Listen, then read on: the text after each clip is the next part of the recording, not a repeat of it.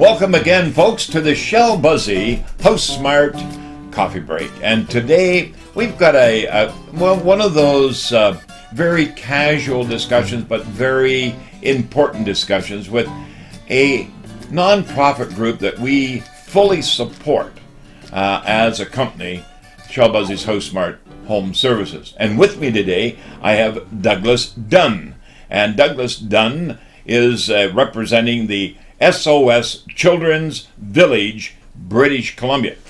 How are you doing there, Douglas? I'm very good. You know, I was stumbling a little bit there, and the reason why I was stumbling, I actually overlooked that you are the executive director. That's right. So, I'm in charge of herding all the cats. And I was just going to say, I'd like to ask what an executive director does. I must be that plus a few other things, but we won't go there. But Douglas, SOS Children's Village is one of the areas that we support as a company, and a number of our allies out there in the industry that do. I consider myself as an ambassador to SOS.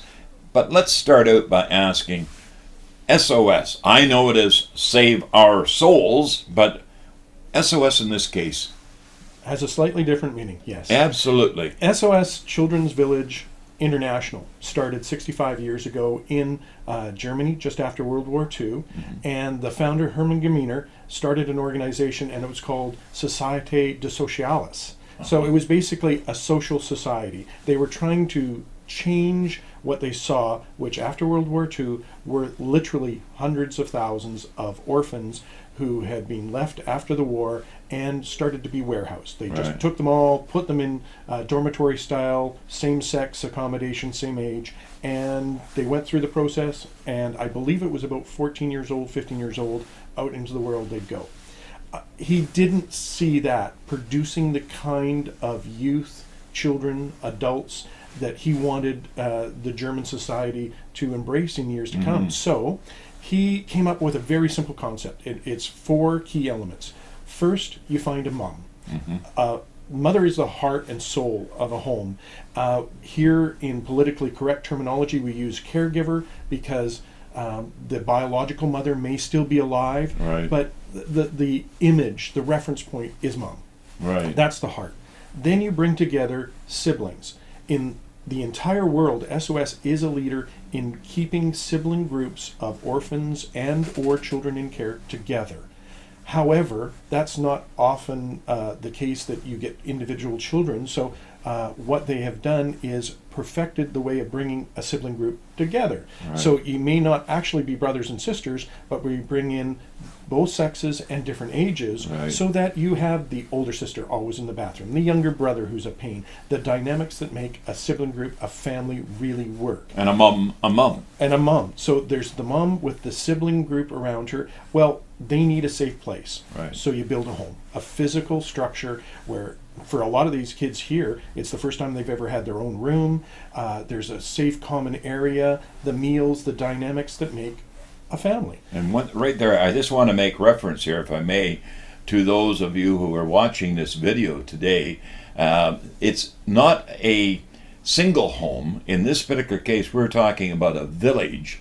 And the SOS Children's Village, British Columbia, is located on one piece of property, and it is a beautiful site, which you will see pictures of as we're discussing the SOS. So I just wanted to make that very clear, that each one of those homes have a mom, and absolutely outstanding motherhood, and all the services being provided by SOS Children's Village, British Columbia. So sorry for interjecting. And you stepped on my point, but that's okay. You know us too well. You already know what I'm going to say. So our 4th element is the village. So we literally take the African proverb, it takes a village to raise a child, to heart. So we've got mom, we've got a sibling group, we've got a safe home, and we have a village structure where they can support each other, the caregivers can support each other, the kids go out and they're feeling comfortable because it's not as if they're in a neighborhood and everybody else goes home to a biological mom and biological dad and a structured household. the kids in the houses next to them are the same as they. They Right. may all have different last names, and somebody's mother or father might come to visit. It's not unusual. So they don't feel that they're abnormal. They don't feel that they're different. And as we know, for kids, that feeling of security, of safety, and being comfortable with who they are is so important. So we've got those 4 elements. As you mentioned, our site is incredible, 2.5 acres here in Surrey. Right. You had a pivotal role in helping build the 4th and 5th house. So we've got wonderful homes, 3,600 square feet up in almost all of them. Right now, the unfinished basements are what we're looking towards, building suites for transition to adulthood. And there are hundreds and hundreds of hours of volunteers and companies like Envision Financial, our own company, and many, many, many, many more. And I was going to ask, and I believe you might have been just getting into the means of what it is about to take place out there. But what about the children's age from diapers, from birth to 18? Exactly. Now, for your viewers, for our friends out there, children in care, we are very, very concerned about their privacy and safety. So I do apologize. I can't use names or very specific details, but I can tell you, for instance, right now in the village, our youngest villager is 7 days old. Wow. And our eldest is, I believe, 24. Now, I say that if you were speaking to a foster parent employed by the government or a member of the Ministry of Child and Family Development, all great people, but in their mind, a foster child ends on their 19th birthday. Mm-hmm. Up through 18, on their 19th birthday, stop being a foster child, they start being an adult. Right. Which is fine if you need to draw lines, but for us and in the SOS world, we believe a child is ours forever. And we refer to them either as former SOS children or alumni. And many, many, many around the world identify themselves as SOS alumni. So right now, over 19 years of age, we have 3 alumni in the village who we continue to support. Some. Now, what would happen normally to a young person, be it a young lady or a young man, on the 19th birthday? This is the sad part. Transitioning to adulthood is something you're going to hear much more about. The Sun's done a series of articles about it, and there's a number of us working with the Vancouver Foundation to try and enhance and develop this stage of life for a foster child. Normally, right now, for foster children in the system, they hit their 19th birthday and literally they're on their own. They're just out on the street. They're just out on the street. There's a beautiful art installation done by foster children who have experienced their 19th birthday, and it's called the 19th Birthday Party. You sit down at a table. It's like experiencing a party, except at each place setting there's a little video. And you put on headphones and listen to the video. And the one, which happened to be the first one I sat down at, hey, it's my 19th birthday, I'm really excited, I go down the hall, I have my shower, I step out of the shower, and I've just got my towel on, and I look down the hall, and my foster mother has stacked all my possessions in the hallway because the next kid's coming, and I need to be out. That's scary. That's somebody's 19th birthday. That's scary. That's really scary. So we and many other organizations, Aunt Leah's, Luma, all kinds of organizations are working together to change this solid line into a transition, just like our kids do. My own boys have at various times had to return home for whatever reasons. Mm-hmm. That's what parents do. Mm-hmm. And we don't see the children in our village who are becoming alumni any differently. And right now we have several who, and I don't think the one would mind, I won't use names, but we were rejected, like parents sometimes do. I'm never going to see you again. I'm out of here. 19th birthday, they were gone. And yet 8-9 months later, an issue arose in their life.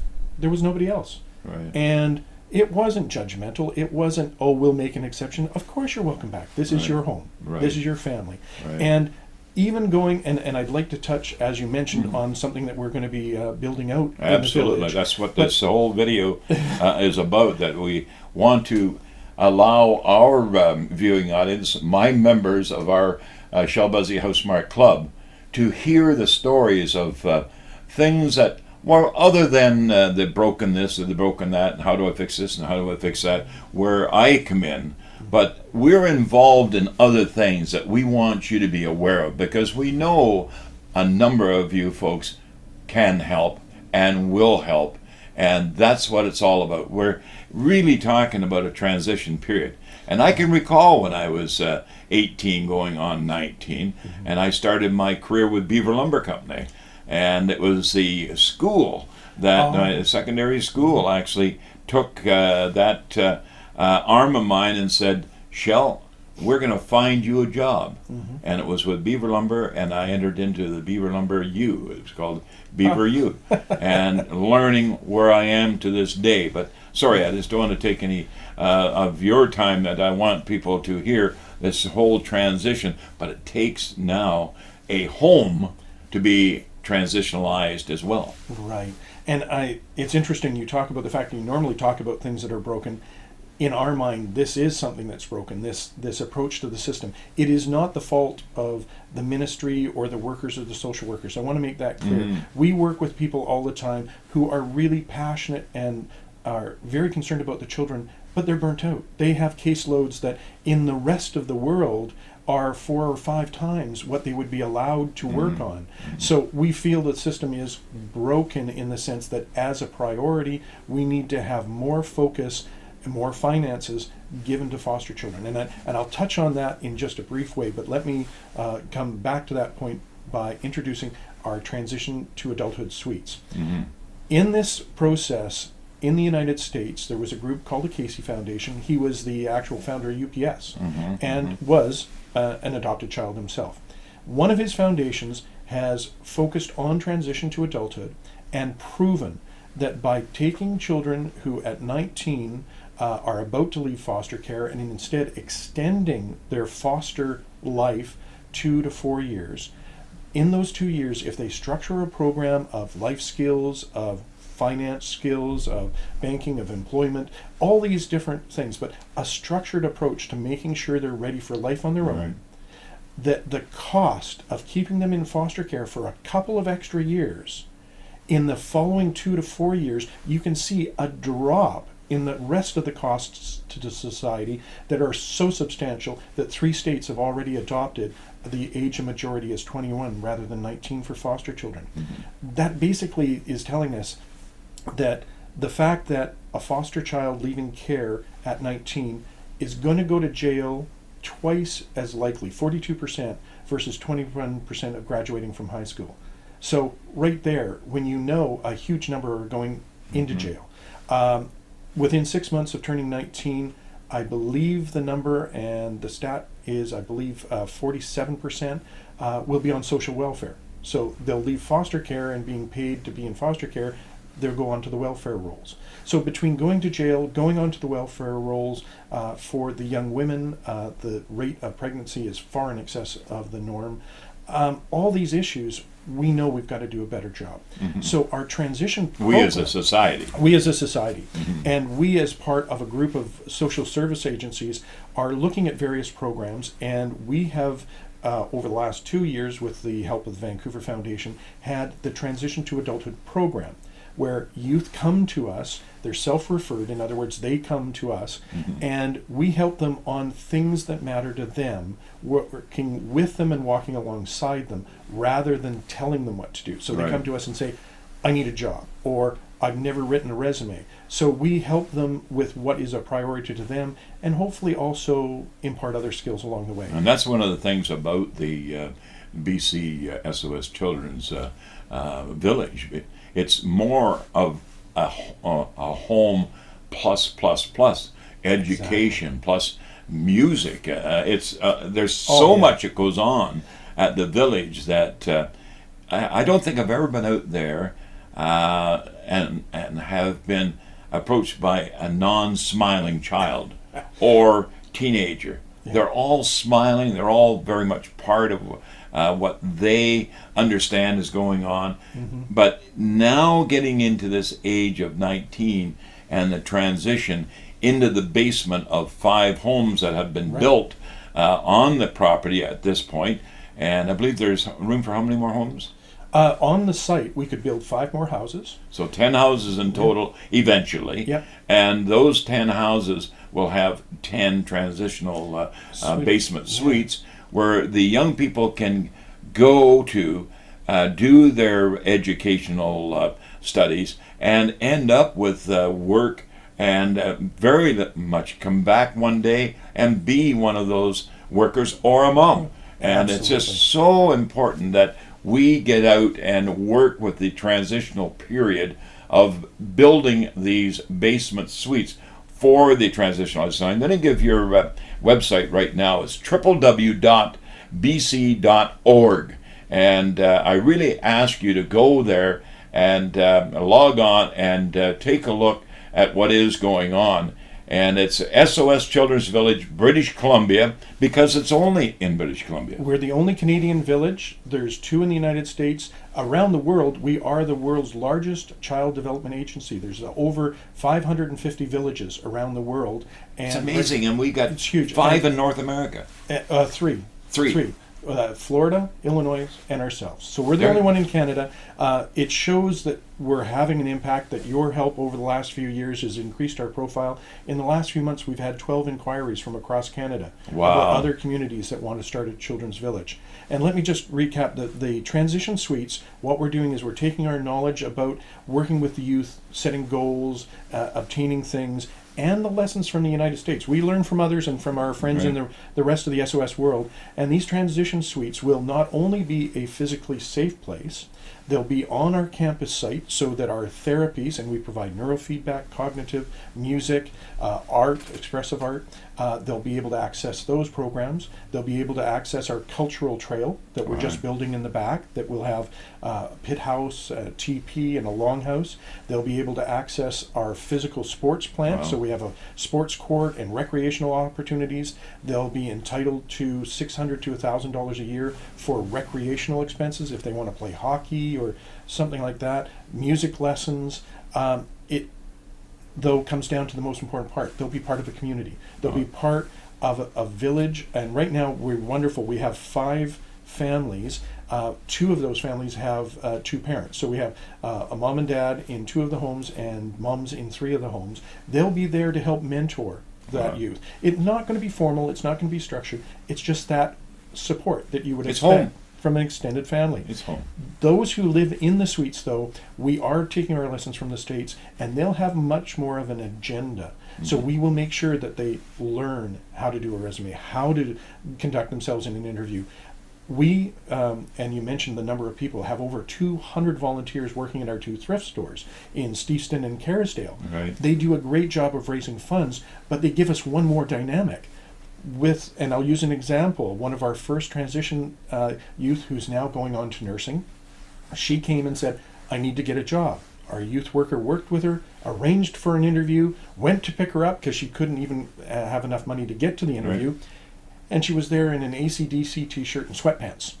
Not quite appropriate for a job interview. So we raced her over to one of our thrift stores, and the team there outfitted her with a whole outfit. She went back. Not only did she land the job, but she ended up being Employee of the Month for the next 3 or 4 months. Wow. But she just needed that little bit of guidance, and suddenly she has a job, and her life starts changing her around. We're taking it one step further in the transition suites. Not only will we outfit the suites with good quality matched outfits. It's not going to be a second-hand shop down there, because it's shown that if you treat somebody like second-hand, they'll act second-hand. So we're going to make sure those suites are really nice. But when the youth is ready to graduate, to become an alumni, to have their own space away from the village, we'll be putting together, and we're working with other charities, we're going to do a program called Apartment in a Box. And it will have 4 matched dishes, 4 place settings, a set of towels, linens, sheets,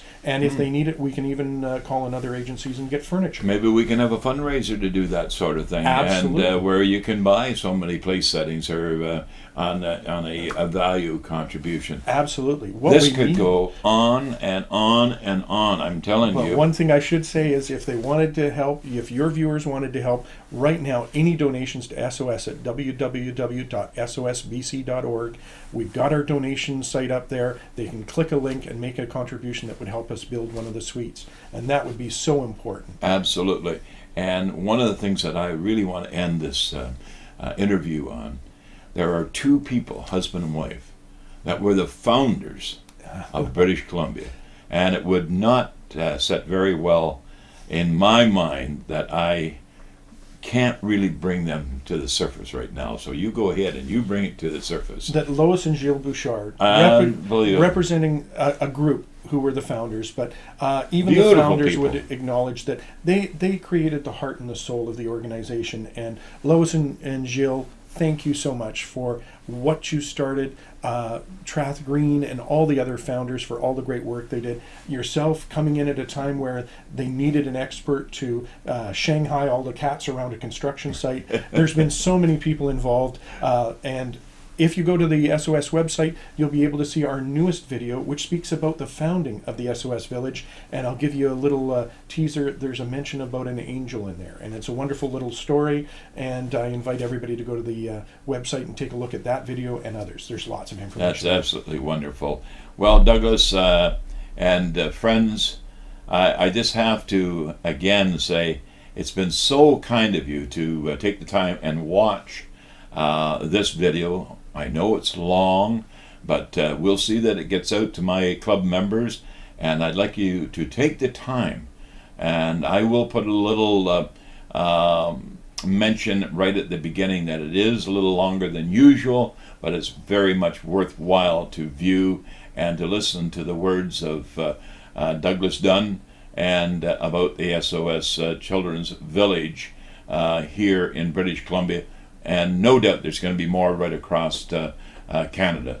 So thank you, and I want to thank you, Douglas, for coming out and giving us a full story on the SOS Children's Village BC.